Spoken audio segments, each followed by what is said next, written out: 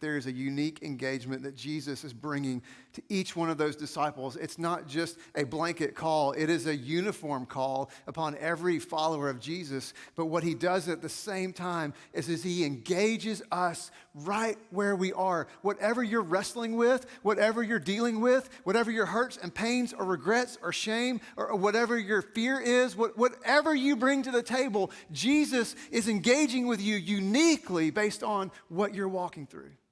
He knows your heart, he knows your mind, he knows your circumstances, and he is moving in your life that you might know him to a greater level. And this is what he does with every disciple.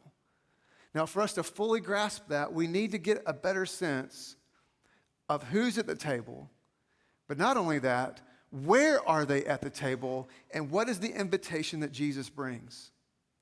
Now, to do that, we've got to take a deeper look at what's happening at this meal. So let's start with the table itself.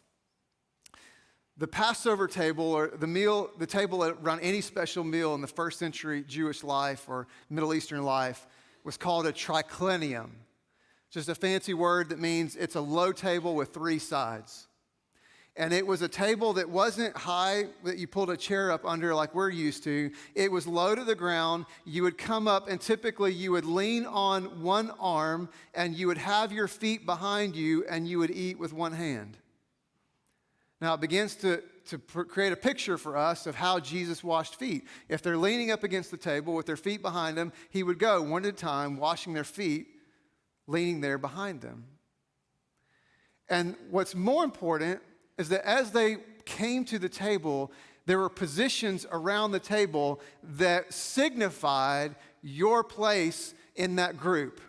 Were you the least or the greatest? What was your position of honor? What was your position of respect? And typically, the greatest positions, the most respected, most honored positions were on the far side of the table. We'll call that position 1, 2, and 3. And as you worked your way around the table, it was less respectful, less honored, often the lowest position of the group set at the very end.